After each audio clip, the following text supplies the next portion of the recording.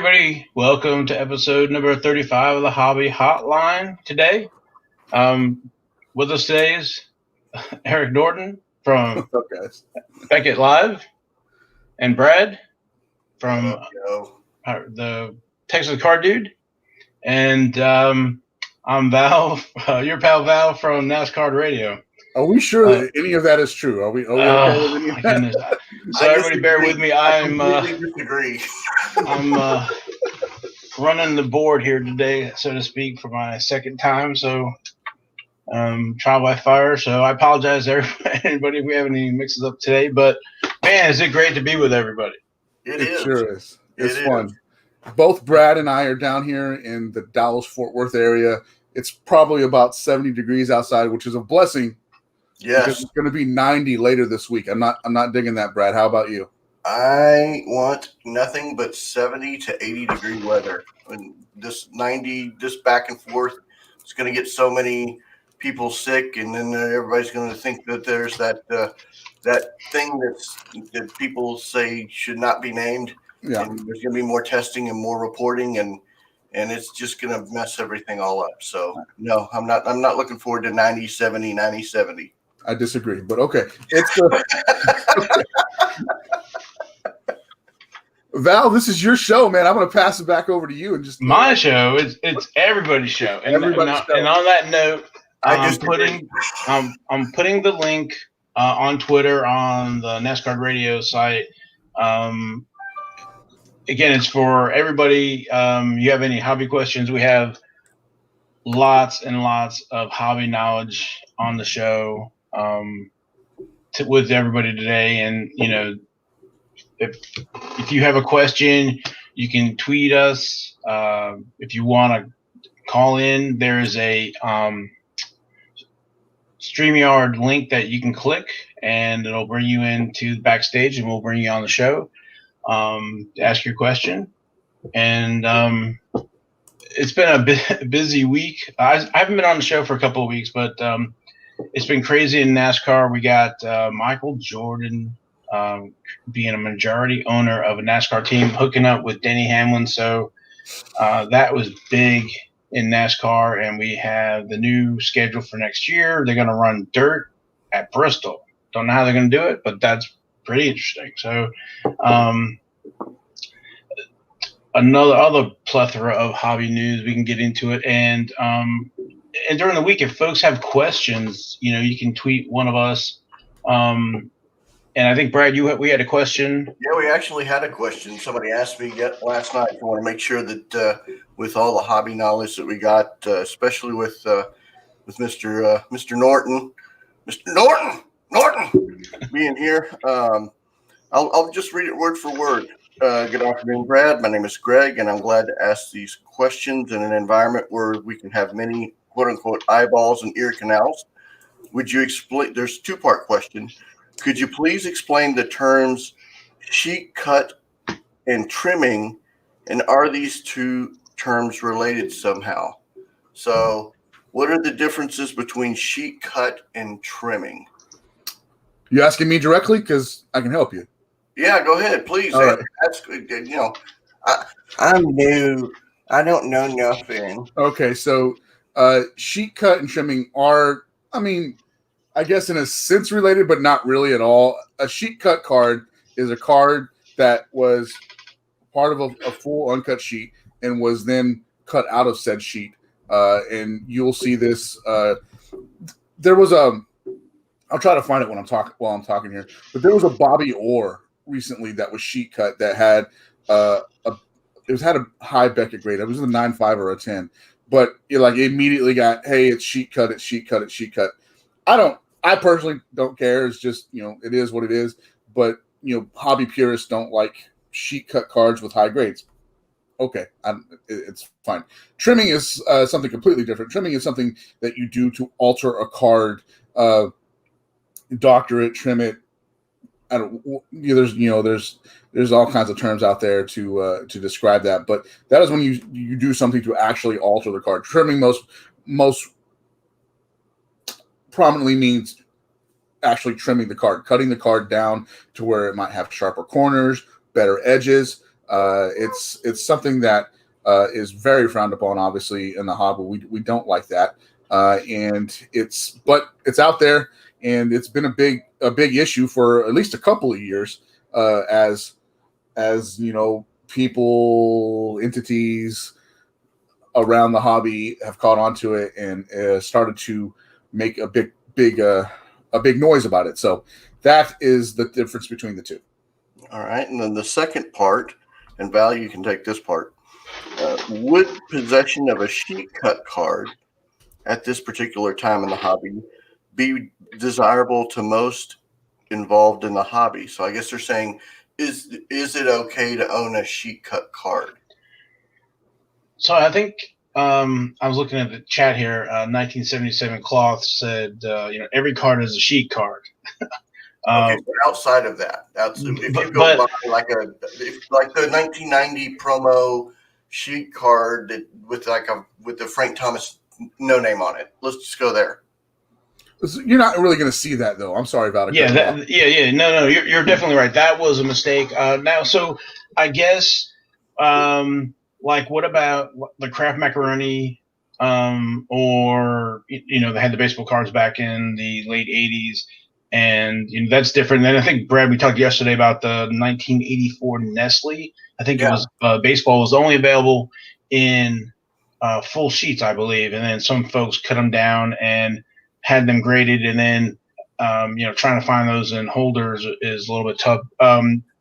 Eric, does Beckett grade those still? I'm the wrong person to ask that question. I'm the wrong person to ask that.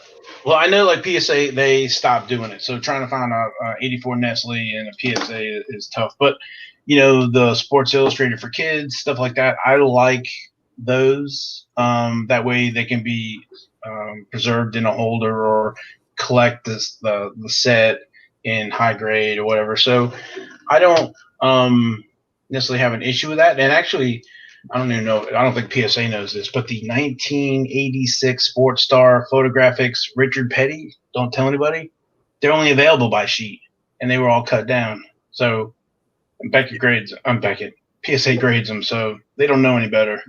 Yeah, I think the Hostess cards from back in the day, wouldn't those be considered sheet cards unless you have the entire back of the box, and then you're talking about all the cereal boxes and all.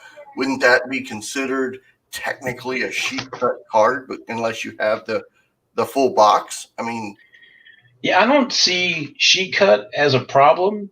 Definitely trimmed cards, because you're trying to manipulate the card. Sheet cut to me is not a big deal. What about you, Brad? What do you think? Hey, one second, Brad. 1 second, Brad. Sure, Val, I shared my screen. Can you share that on your end and put that in the show? Yeah. There you go. That is that sheet cut Bobby wore that I was talking about, and it got a 10, obviously. But again, some collectors, some purists don't like this. Sports Card Live. What's up, Jeremy? Thanks for hopping in here. He has a really good description here. So all cards are sheet cut, but when we say sheet cut, we refer to cards that were cut by somebody other than the manufacturer, and the cards were not pack pooled. So this Bobby Orr is a prime example of that. And that's exactly, I was trying to articulate that, but Jeremy's a little bit smarter than I am. So he got that out there better than I did. I don't care. I personally don't care, but there are parts of the hobby and collectors that do not want to see sheet cut cards with high grades like this. Yeah, I think it goes back to you do the hobby your way. I mean, if you enjoy it and if you like it, that's great. If you enjoy it or if you don't like it, that's perfectly fine. I mean, I understand why purists wouldn't, because it's not pack pulled. I can understand that train of thought, but with today's hobby being so diverse and with everything being the way that it is, I don't see a problem with it technically, but I disagree. I disagree completely. I'm gonna let y'all know we're gonna be real asses today. I'm just kidding.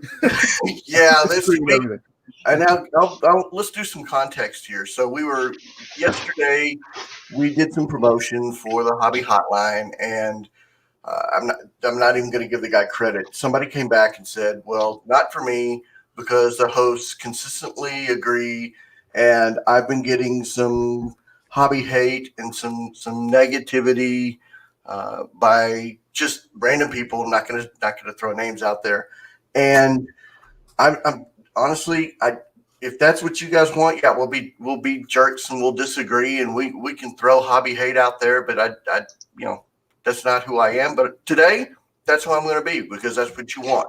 So no, let's be nice. Let's be nice, everybody. Hey, Ziggy had a question, and actually, I think this would probably be good for everybody out there. I did not follow this. I did not follow Top Sapphire, but does anybody would like to call in and comment about how Top Sapphire was distributed this year? Was it a raffle? I don't know. I got a box. You got a box. Okay, so what's up, man? How did it happen? So I am a Topps Future Stars member, and because of that, I also subscribe to Topps emails. So I get 5 or 6 emails from Topps a day, and the Montgomery Club as well. Montgomery Club got their email notifications first and got a chance to buy a box first. Then Future Star members or subscribers, or it went into a lottery type system where they sent me an email. I saw where it was there. I've never been accepted, but I clicked on the raffle to get in. I clicked on, put my name into the hopper, and there you go. Thanks, appreciate it, Cloth, Jeremy. 2 per membership, and we had outside got into a lottery to purchase 1, and I got in. Which, oh my gosh, I was so excited because I've never been accepted for one like that. So here's the cool part: I got accepted, was very happy. Within 40 minutes, I started to place an order, and the site crashed, or they had difficulties, or Topps did something, and I went on a Twitter rant and spew of hatred of Topps for at least 15 to 20 minutes because it started 23 minutes in, and about 55 minutes to 56 minutes after the emails were released, they replaced or fixed whatever problems they had. And I was able to refresh the page, re-sign in, and I actually got actually bought my box. I've already got my shipping notification. The box was $300. Yes, it was $300. It was a lot higher than I anticipated, but I did pay the $300 down so that I could get a box. And I got shipping notification yesterday. Some people have already got their boxes, and it's going pretty for a decent profit on eBay so far. But I haven't decided what I'm going to do with my box. I know a couple of people have busted their box, and the breakers have got a hold of some, and they've been breaking them. So it's just standard hobby procedure with the boxes. But I haven't decided what I'm going to do with mine. And I'd like to say, what's up, Mike? What's up, Ziggy? What's up, Brody? Appreciate everybody joining. I'm in the 582 Montgomery Club member. So I guess whatever day it was, they went on sale. I saw that the email, they were coming out the day before. Got the email on the day, clicked the link, saw you could buy it. It was $300. Stuff happened at work and got busy. Went back later on, all sold out. But they were still able to do the raffle, which now the raffle excludes 582 members. So that was kind of new. But when I saw that 300 price tag, and they were, I believe, 50 last year, I wasn't necessarily. I was disappointed I didn't have an opportunity, or that they were able to do raffles, but not honor the 582. But anyway, folks, just to let you know, the 582 has actually been pretty good, and I think the factory said still has to ship. But those memberships come open, I think, in November, December sometime. So I would definitely recommend it or look at it hard when it comes open. Yeah, so Montgomery 582. I want to, but I'm in the Mike Summer approach of buying and selling to be able to afford it, and only being 4 months in, I'm not quite there yet. But I plan on maybe in the next, I don't know, year to be able to do something like that. But I've heard good things. I've heard bad things. I talk to Mr. Newman quite often, and he has nothing but good things to say about it. So when I can afford to pay through it to the hobby, then I will jump in and see what the good, the bad, and the ugly are. So, and 400 minimum for just a membership. Well, I guess you're going like PSA or PSLs, and you're purchasing your seat, and then you have to buy your tickets or buy your boxes accordingly. That's Yeah, like go ahead, Val. No, I was gonna say I'm curious to see. I preface the the 582, depending on what the membership price is. If it's like everything else where it's doubling and tripling price, I'm not sure. But it was 200 the first year. I missed out on it, and then it was 250 this year and they've added on the opportunity to purchase some products early. So this hobby is changing month to month right now. So we'll see how that is. I got kids, man. I can't afford that. I don't blame you, man. That's the only way, dude. I got a 16-year-old daughter I got to pay college for coming up, man. That's why I'm trying to buy and sell my way into being able to afford something like that. The only way I'm doing anything, the mic was paid. I mean, this brand new mic was paid for at a hobby profit, man, because that's the only way I could do it. So, Yeah. Bell and I were talking the $300 for the box.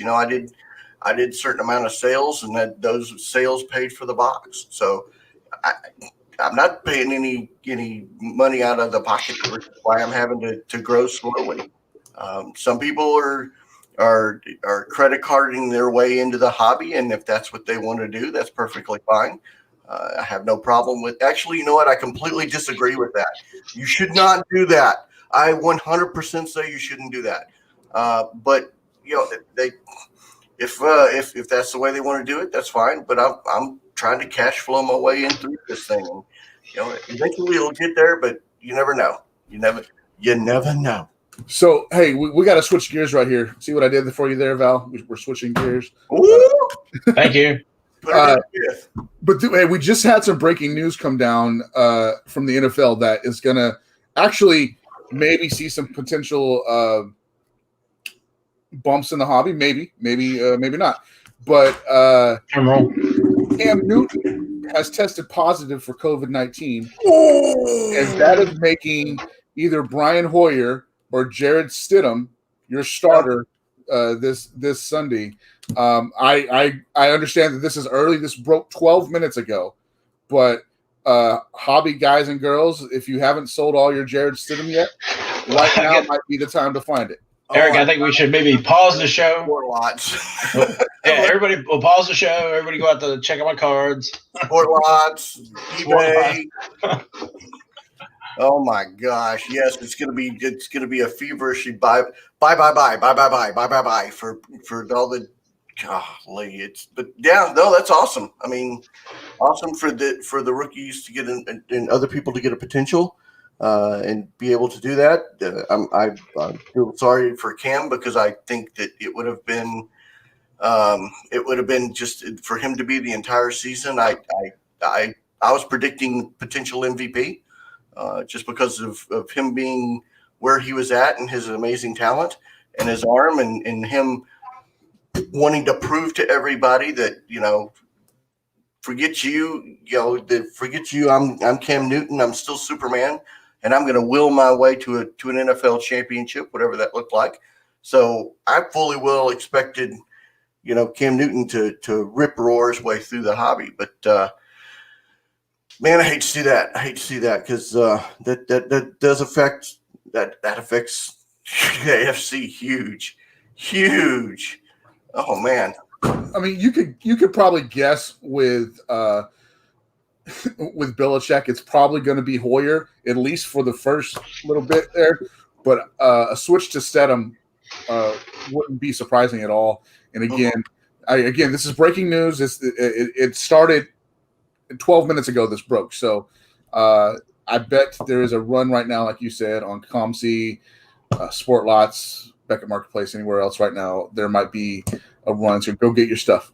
I know you're not going to the show in that's down here. You're in Texas, but I'm headed there after this. And how many people are taking their Stidham cards out right now, repricing them and putting them out onto the show floor at double or triple what they were, or they're digging through their boxes right now. Right. Yeah. Somebody comes up. You got any Cam Newton cards? Wait, not Cam Newton. Sorry. Yeah. You might want to go down on the Cam Newton. You got any the Hoyle guy? Yeah. That's crazy. That's crazy. And you can see the reaction right now coming in on the comment section is pretty fun, and people are excited to see Stidham if it happens. But we all know how this hobby goes, make or break. 1 week it will just catapult a player into stardom, and then next week he might throw 3 interceptions and he's done. So it's a fun little thing to see. My son is adamant right now that I tell him about this Lunchable. I don't care if you have this Lunchable, even though it's only 10:30 in the morning. But you can go see your mom and talk about it. Okay. All right. Thank you very much. You made me think of Skype here to call in. We've answered a question on Twitter. We've done some hobby talk. We've Brad out there 3 or 4 times for people on Twitter to call in. Brad, I was gonna say we have a caller here. I want to add to the stream. Oh, hey, James, how are you, sir? Good, boys. welcome to How the are show. you? First of all, you guys can hear me okay? No problem? We're good, Yes. James. Yes. Awesome. So I want to kick it into high gear. Woo! See what I did there? Ooh. just I really agree. want to kick it into high gear. And Val, I want to hear your thoughts about Topps going big with F1, Formula One. Yes. Yeah. I'm not a Formula One guy, but Listen, the crossover from NASCAR to Formula One, there's not a lot of guys out there. I get it totally, right? no, but I'm super excited to see racing as a product. Anyway, they've got I believe 2 products. One's a high end, one's a lower end. So I'm really curious about that, and I'm glad to actually see Topps kind of getting into it.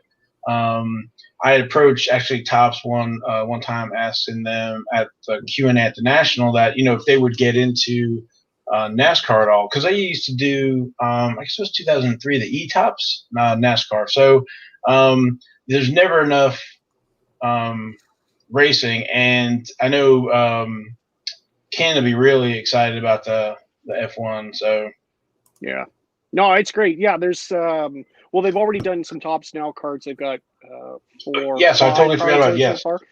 Yeah, and I when I saw that pop up, like I'm a big Topps Now guy. I'm sure you guys have known that from me being on before, but I saw that and I was ecstatic. I immediately bought 10 of the first card, and I've been buying a bunch of all the other cards coming out. And so they've got a Chrome. And oh gosh, what's the other one? It's a higher end. Like you were saying, I think it's not Transcendent. I can't remember, but it's another high end product where it's like Dynasty is what it is. Dynasty. Thanks. Yeah.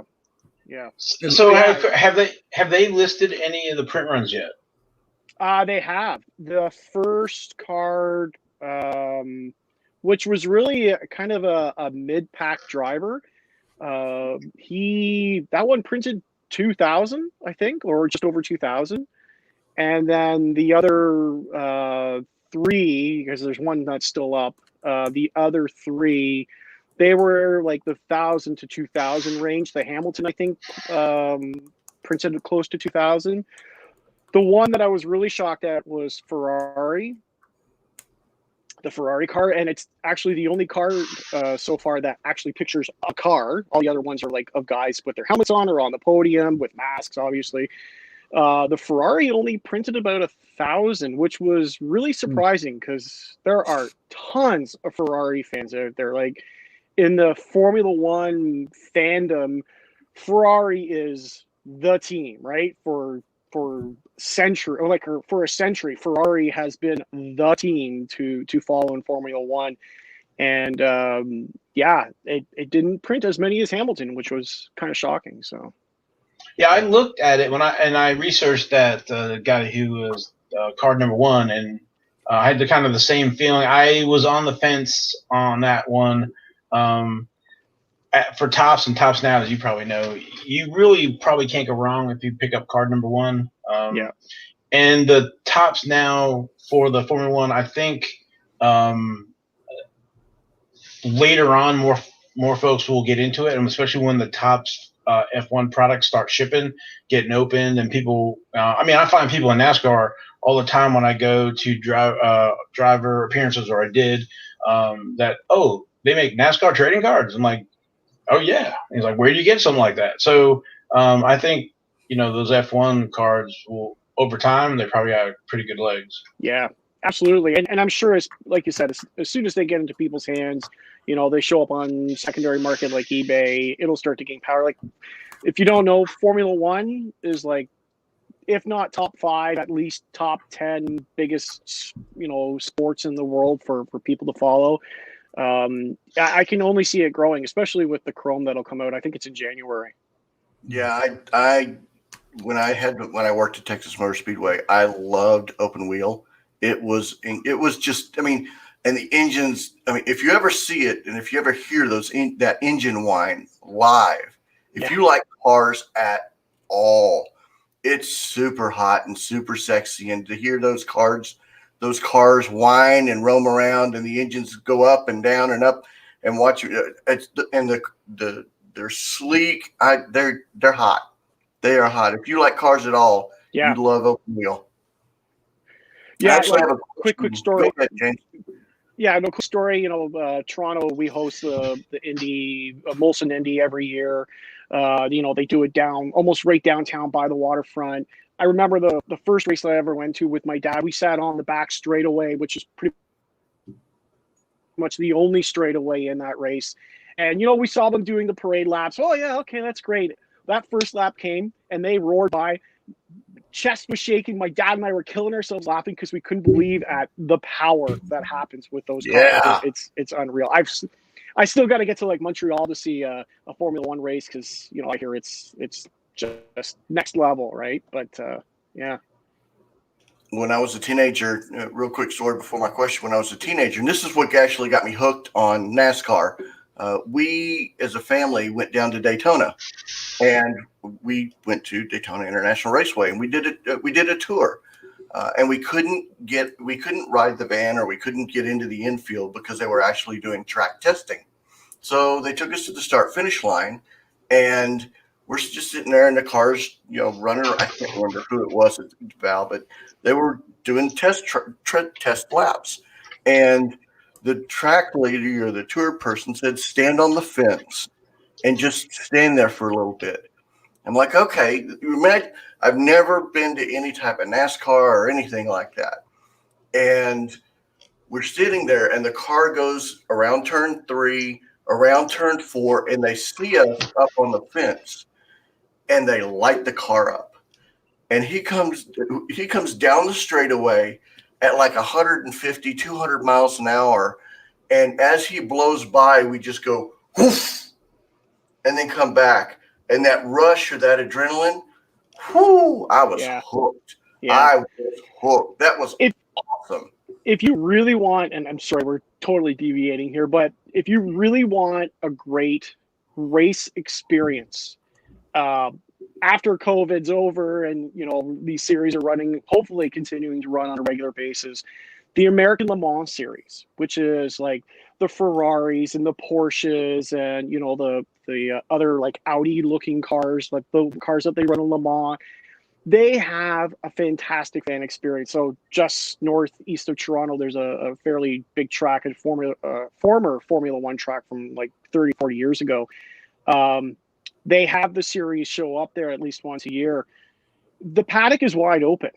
You can walk around the paddock, and there are cars like you got to move out of the way, because if you don't move out of the way, they're going to smack right into you heading out to the track. It's a reasonably priced race to go and see, and the cars there are just as fascinating and just as fun to watch as Formula One, NASCAR, Indy. So I actually have a Tops Now question for you, and you're a big All right. Tops Now guy. I'm actually. Thanks for calling in. I saw the advertisement for the Lubob for the playoffs, and I noticed they put RC on that card. And I understood that they weren't going to do that until next year. I want to know what your thoughts are because the regular season cards, I'm already got car on the brain today.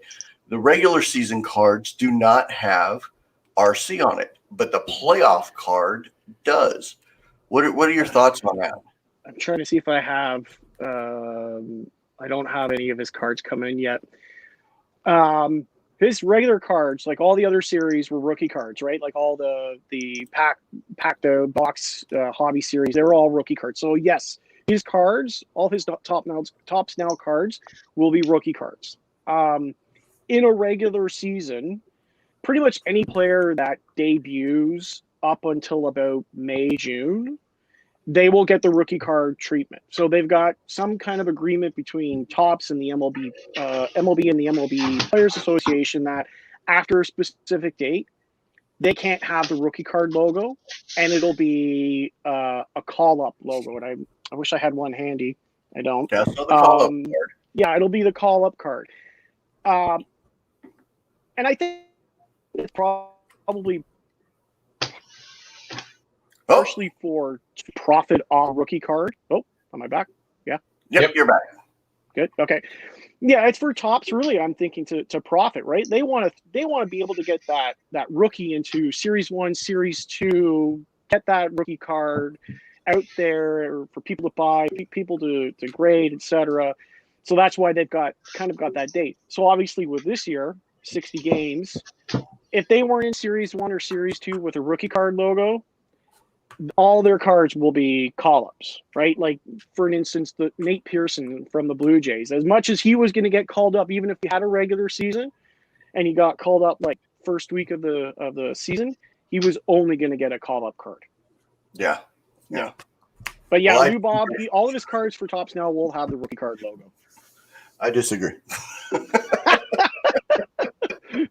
Go back and have a look at the Tops Now archive and look at his cards, and they'll all be rookie cards. They'll all be RC. I appreciate it. Thank you. Thank you very much. No problem. Yeah. Anything else we can help you with or disagree with today? No, man. Well, we appreciate you calling in. Anybody else got any questions for James on Tops Now? I was going to say, James, have you pre-ordered any of the F1 stuff? Yeah, my LCS, I reached out to him when I saw the announcement, and I told him, I want 2 boxes. They're not guaranteed 1 auto per box. It's like 1 auto for every 2. And you know what?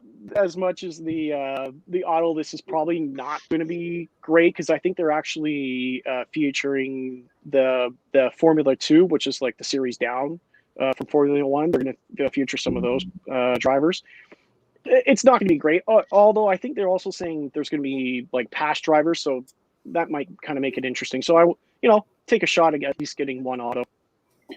Yeah, no, I appreciate you asking a question, and hopefully the competition, even though they're not the same series, but auto racing, it bumps up Top's game and Panini's game for racing. So, yep, absolutely. All right, boys.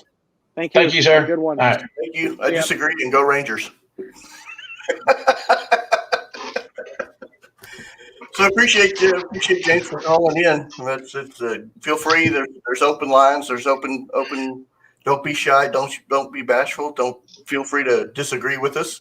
Yeah, definitely. The link is in the chat on YouTube. So, and let's go, Eric. What do you think about PSA's announcement? Quietly, unquietly increasing prices this week. That's a loaded question. Are you sure that you should be asking me that question? Dude, let's go. Let's rumble. That's why I asked it. Let's rumble. Come on, me right now. Like, I have to bow out and like respectfully decline to answer that just because of where I work. I didn't think about that. I apologize. And Well- it's not because of, and like I don't want to answer it. As a guy who gets Nope. cards graded, Okay. I have feelings about it, but I think it just would not be prudent of me to Nope. to cast an opinion on that. I apologize for no worries. doing that to you. Okay, No Val, worries. I'll lob it over to you then. That's fine. So I was actually looking. I have an order in right now with the voucher, the 15 voucher, and I just submitted a bulk order of over 100 from 1970 to 2016. So I think literally it got there either the day of the announcement or the day before. So it's going to be 2 months before they even open the package. But the price is going up. I called to try to find out what's going to happen to existing pricing, and no lie, there was 120 something, I think, people in the queue. It was 121 minutes on hold. I took the option to call back, which actually they did, but it was a couple hours, and that was fine. And basically, I think the lady said that anything postmarked, they'll honor those prices. But so I was looking at my orders. My first order with PSA was July of 2005. So not that I send something in every month, but I've been doing it for a while. Done. First order was, go figure, 1988 Max cards racing, and I don't know what to make about it. I'm definitely rethinking grading now for what I do. They totally sold out all the vouchers, so you can't get a voucher, because I was thinking about that 15 1-year subscription with 15 free vouchers. I thought was a good deal, but they sold all them out. Now they're going to bulk submissions or bulk, which I'm not sure about. I don't know if you read anything about it, but I'm taking a step back now. Everything has gotten crazy in the hobby, and everybody's increasing their prices, and rightfully so. But if I'm like you, Brad, I think I take and flip some stuff. It helps me fund other things. So all my margins now are going down. So I don't know if that answers your question or not, but I was just floored.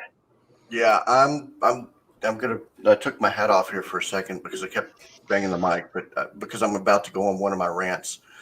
I honestly think it's absolute BS. I think that PSA needs to fix its own crap internally before it starts trying to dump prices and trying to increase prices to solve their own internal problems. I know they may or may not be listening, but fix your house before you start trying to pass stuff on to the consumer.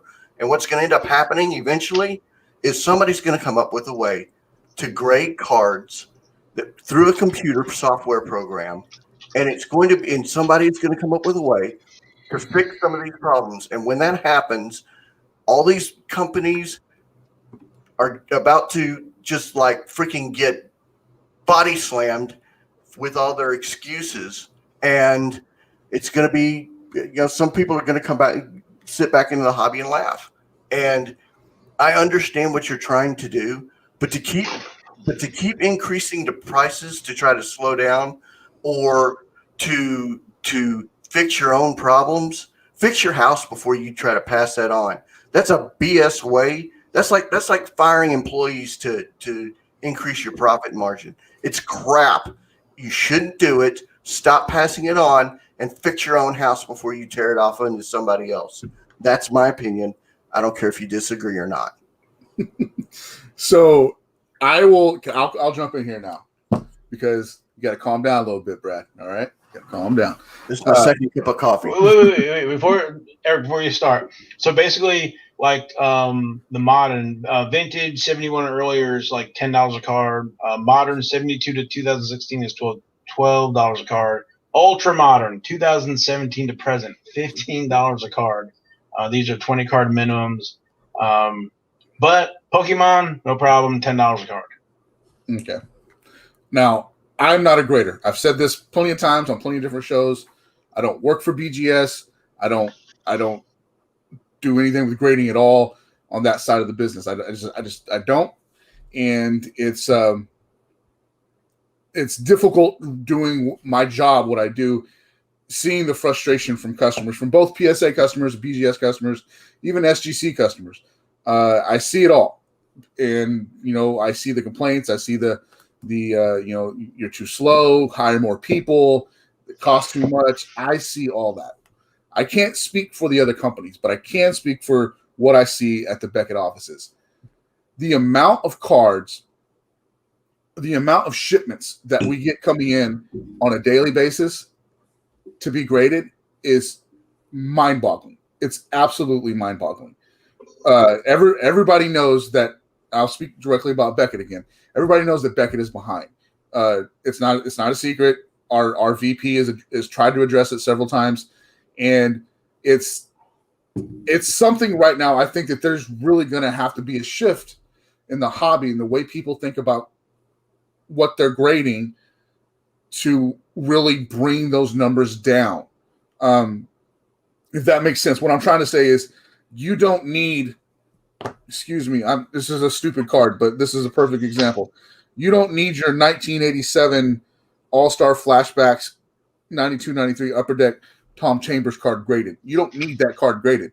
But people think if that's going to grade a 10, they're going to make a $20 flip on it, and it's worth for them getting graded. It's mind-boggling. I just don't understand the type of stuff that people send in to get graded. It's just nuts. I see Mike commenting in the comments right now, and Mike, I hear you, I see you. I'm not even saying I don't disagree that I disagree with you, but it's the amount of grading that is being processed through all of the three big companies, and then in return, GMA, Mint, KSA, all that stuff. It's stupid. It's just a stupid thing.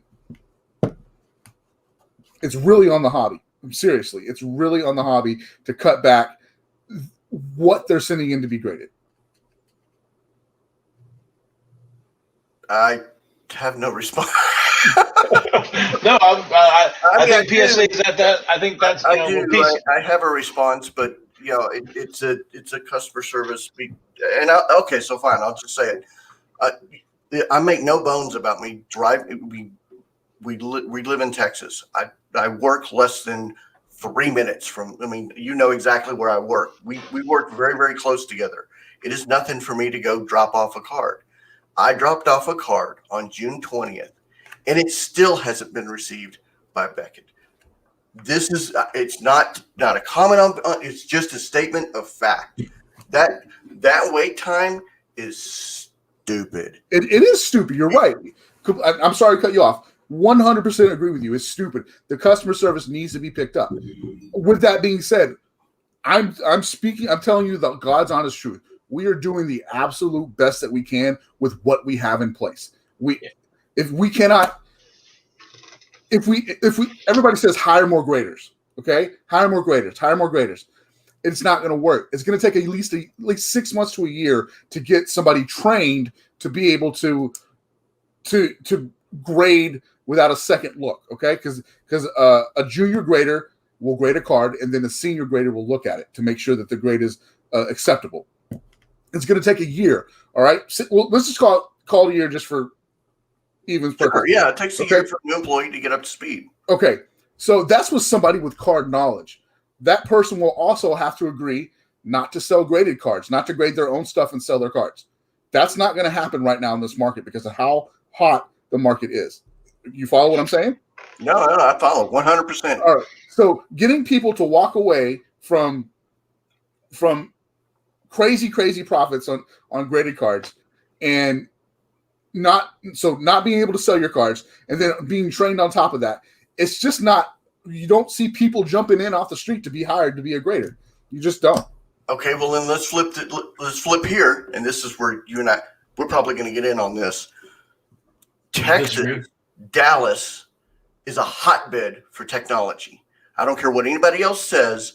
I don't care what if you're from California. I don't care. Dallas is a hotbed for technology.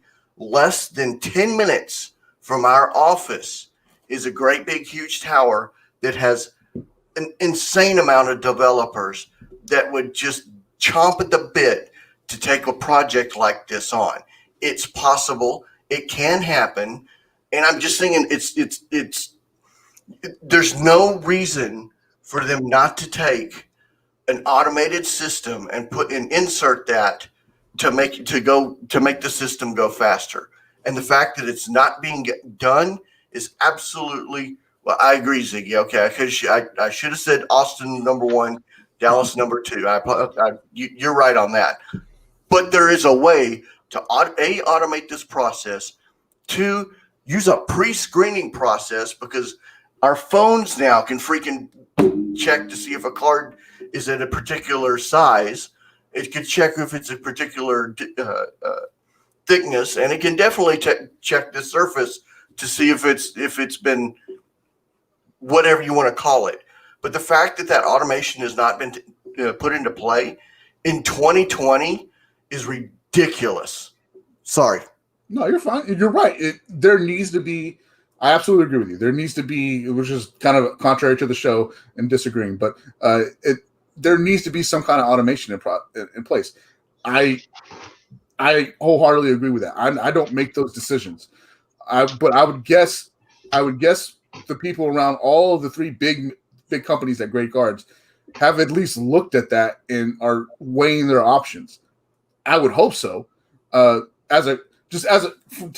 Removing myself from Beckett, and as a customer who would sometimes want to get cards graded, yeah, that makes a lot of sense. But the cost associated with it might be a lot more than what some companies are willing to pay. I don't know. I'm not that guy. But as much as it is on the companies and customer service and turnaround and stuff like that, yes, that's one side of it that needs to be corrected. The other side is also this. I like the man. I don't want to disparage his name, but this Gary V tension that came into the hobby because Gary V said PSA 10, this guy is worth $1,000, and in 3 years it's going to be $3,000. Those guys who came into the hobby and are just looking to flip quickly. Yeah, we got that's part of the problem too. Eric, I'm going to say we got a few folks out in the bring it in, Kevin. What is up, Big Perm? Hey, good morning, everybody. I see you out there. So stand by. Go ahead, Kevin. Yeah, I saw that. I saw that the other day. I actually got an economy shipment with PSA out, not this past Saturday, but the Saturday before. And I did have a 2000 Stadium Club Antonio Freeman in there, which maybe I'm contributing to the problem there, but. It's your fault, Kevin. It's all your fault. Right. But I think it's really challenging. Obviously, I mean, everybody is buying all this stuff now, all the unopened product with the intention to grade. That's really what it is. Yes, some flipping on the unopened stuff, but a lot of it is because everybody wants PSA 10s and everything now. And there's no doubt, I mean, PSA is completely overwhelmed. You don't want to, substitute quality to get things done quicker or have errors. I don't know what you do. I think what I would do, because I don't send too much modern stuff when I do my submissions. I do mostly vintage, and which I know is really tough. And then like some 90s and 2000 type stuff of like higher tier kind of cards. And I feel like with the ultra modern, with the 2017 to 2020 or whatever it is, the PSA is just kind of like, look, you guys gotta wait, because I imagine they've probably got 10,000 PSA probably never wants to see a 2020 Topps Series 1 Yordan Alvarez again, or a 2020 Topps Aristides Aquino again. I mean, I am sure that they are seeing probably the same, 30 cards, hundreds, if not thousands of times a day. And I don't know, it's a little harsh, but it's, I mean, I watch bulk submission videos and it's people are putting the same cards over and over. 2018 Soto, 2018 Acuna. I mean, just over and over and over. Every Luka, every Zion. I mean, it's like, it's I think the bulk submissions, which is what it sounds like PSA wants to go, is what's log jamming all of this. And now everyone and their cousin is doing bulk submissions. So, I don't know what you do. I'm bummed because I liked economy shipping, but like at this point, I mean, I don't submit all that often, but and mostly for me, it's for PC. Which is kind of silly, but that's what I do. Like I want a Drew Brees rookie of mine that is, I want that in my PC. I don't want to have to go out and buy one or another one. It's kind of weird, but that's what I like. And I feel like they just got to, the ultra modern, they just got to be like, we'll get to you, whatever it is SGC says, you can wait or whatever. And it might slow down on people submitting all this stuff out of the thing. And the last thing I'll say, I've been rambling, I know, is that I feel like the declared value is so tricky with PSA. I mean, they want to bump you on these tiers, and I probably will have some upcharges coming, but, to let these wild swings in the market determine what cost you're going to have to pay for a card when it's been sitting there for 9 months or 6 months is crazy. I mean, I've got a 2018 Prism Patrick Mahomes silver sitting there. I know I'm going to get upcharged for it, but like they're letting the way that they let the secondary market now dictate. I feel like it should be just a flat rate for every card, unless we're talking like 1952 Mantle or Eddie Plank or Honus Wagner or something, or Jordan. Like, I don't know, $20 or whatever. I feel like it should just be that straight for everything. I don't know. I definitely agree, because it's almost like a wink and a nod. Hey, we're going to give you a 10. It's now we're going to upcharge you, and you make out, we make out, we get more than we thought, and you're on your way. I disagree. Yeah. I promised I wouldn't bring up Pete Alonso today. Oh, come on, man. That's wrong. That's wrong. Anyway, it was a lot to unpack, but I just kind of wanted to see what you guys thought on like all the ultra mod, because that's what's log jamming all this is ultra modern, no doubt. Yeah, I see you picking on Pete Alonso. I appreciate the love, man. Like I don't get enough ribbing during the week. Now I got to get it from you. Come on, man. Yeah. Anyway. No, I think you're right. The modern stuff, with especially with social media now, and the reach of folks, where you have this multiplier effect for modern stuff, driving prices up. Now, just real quick, I saw, was driving up vintage wax, back in late 2000s, early teens, that, we had gone through the recession. There was somebody on the PSA message board. They took their money out of their 401k and bought a vending case of 1976, and they were opening it up and busting it and grading, and then you have the Jordans and everything else. So, it's ramping up vintage wax. Now it's ramping up modern wax. Yeah. Yep.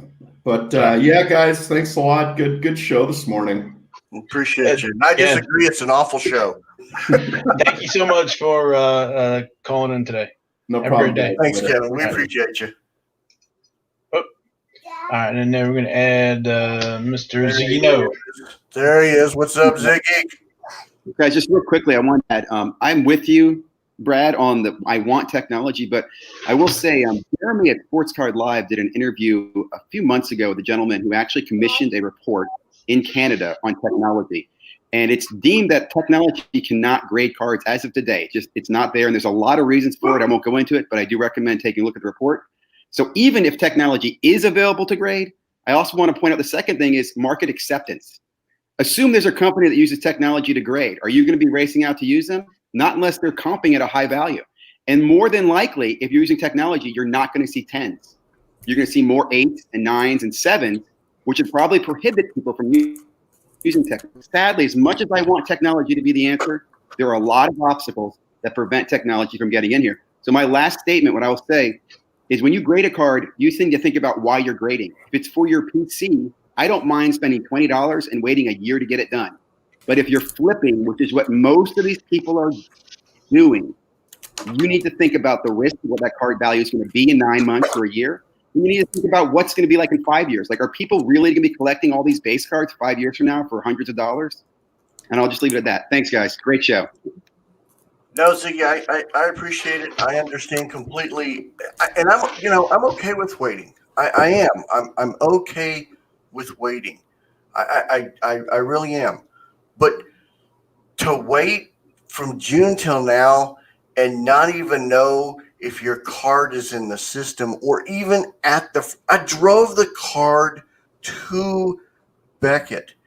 They touched the card. I watched them take it into, take it into the building.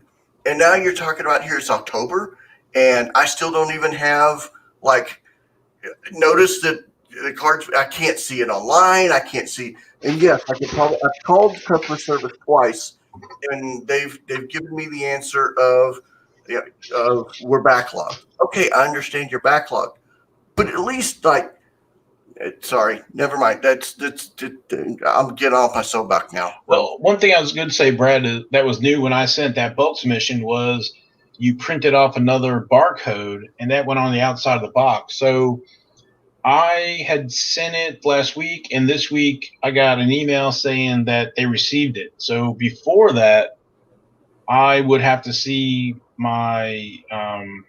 use my post office tracking number to see that they got it, but I don't know if they actually got it. I just know it got to the building. But with this last one with this barcode, it's okay. They haven't opened it, but I do know that they got it and it's in the system. So yeah, and that's this is my rant. This is my pet peeve in the hobby, and this is the only reason why I do this is, and the only reason why I say this is because I drove the card up. Had I drove the card up or put it into the mail, I've had 10-month wait. I've been perfectly fine with waiting. It's the lack of visibility. So that's probably on me. I probably won't do that again. It just seems to be an awful nice convenience being as close as I am to the location. Brad, what service level did you choose? Dude, I don't even remember. You gotta know. That's a big, and there's been some talk about possibly changing the service level names just to reflect more of what's going on in the status of your order. I'm not saying that is 100% going to happen, but I've heard discussion about it. If you say you did a 30-day order, so you dropped this card off in June, right? Yeah. All right. So I believe it was live then, but did you look at the estimated turnaround tool on the Beckett grading page? Yes. Okay. We can take this discussion offline. Yeah. I don't want to pull you into a discussion publicly and put you in a procure. And I apologize for even mentioning it with you in here because it's not. Even though we disagree on disagreeing. I don't want to pull you into something you shouldn't be pulled into. This is fine. If it gets to that point, I'll let you know. And I know that we're coming up on the end of the show, but I would just tell you that there's a backlog. We know that there's a backlog. Beckett knows that there's a backlog. You know that there's a backlog. That's why you haven't got an update on your order yet. If you selected a service that is longer than the 2 or the 5 day, it's in queue. That's what it is. And okay, we'll leave it at that. All right, we got I don't know, we got a minute 45 seconds. Anybody you want to jump on real quick? Anybody want to say anything about disagreeing or anything like that? Well, I'm glad we had some folks call in. That's awesome. I'm trying to think of some of the things we were going to talk about today. I've noticed, like with Tops and PSA, everybody's increasing their prices, and wax, all except for NASCAR wax, it's still affordable. Everybody's margins getting tighter, or if it hurts, I guess, the collector, the PC collector. It's just, I know there's a lot of stress on the system right now. I don't know where you guys think maybe it was going to go, or what the breaking point is, or?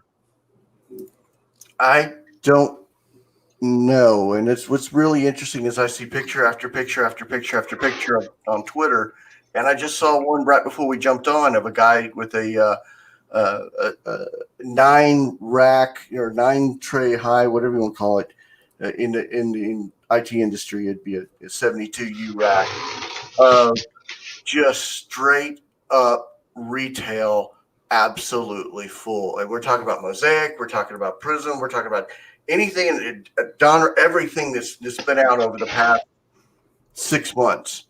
And my first thought was, dude, get a life, because come on, how much searching around have you either had to do to find stuff like that, or whose palm are you greasing to be able to get that much retail? Because I go look and I don't see nothing. I get jack and squat and jack left.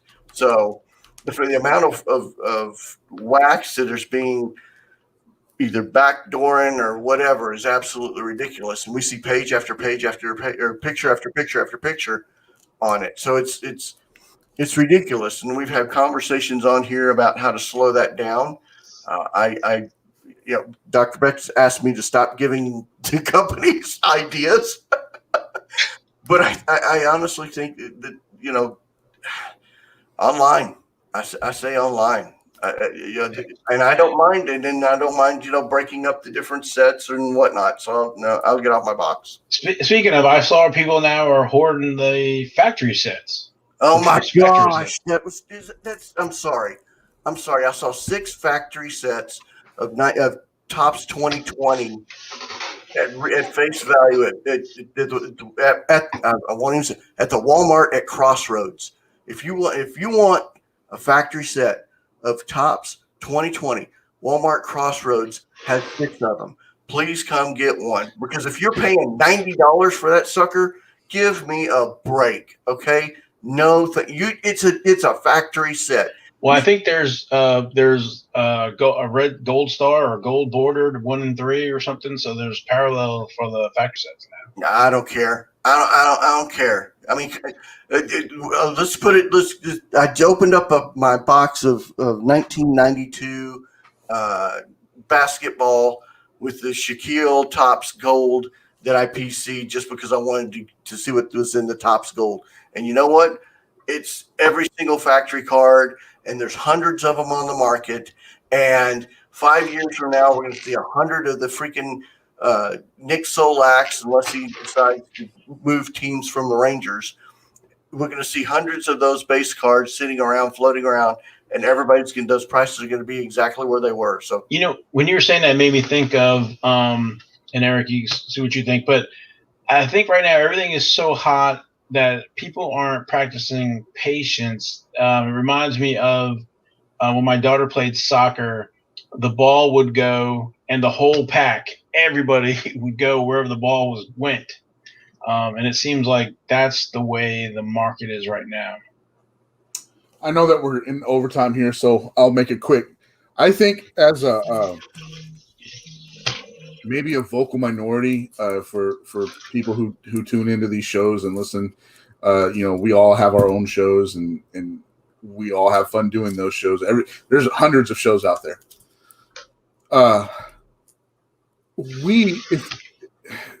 It's cheesy, it's real corny, but with great power comes great responsibility.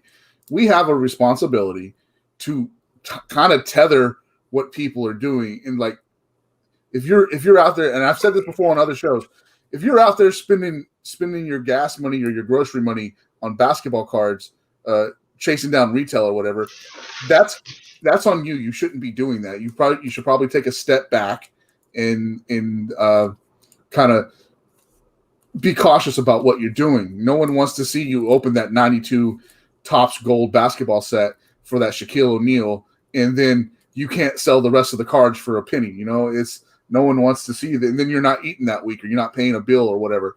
That's we have a responsibility to keep people kind of grounded. Hopefully, if they're listening to us and they respect what we're saying, then hopefully they'll listen and maybe take a step back. the hobby's hot right now, and that's all that we've talked about since February of this year is how hot the hobby is, and so no one's going to do that. No one's going to take that step back and miss that chance to buy that $30 Mosaic box at retail if you can find it, and then flip it for $100 or whatever it's selling for, because they're going to take that chance. And I'm not real comfortable where we're at in the hobby. I'm seeing LCSs. Brad, we have like 6 LCSs in the DFW area. I'm seeing LCSs go to Walmart or Target early in the morning just so they can get product to sell it. They are totally. I get where we're at. For me, my piece of advice here and my calling shot, my parting shot is just like slow down, take a breath, reassess what you're doing. Are we in the middle of another junk wax era? Maybe. And time will tell. What's that? I say yes. Time will tell. So just like Ziggy what Ziggy said, when you're grading your car, think about why you're doing it. Is it for your PC? Understand. Are you doing it to flip? Got it. Same thing with buying cards. Are you doing this because you want to make a profit, or you want to make some money? You should probably look at it really hard and see what you're doing. And I'll top onto that. You really need to think about when you go buy on eBay 50 to 55 to 65 to 75 for a Mosaic blaster, you're never going to get that money back.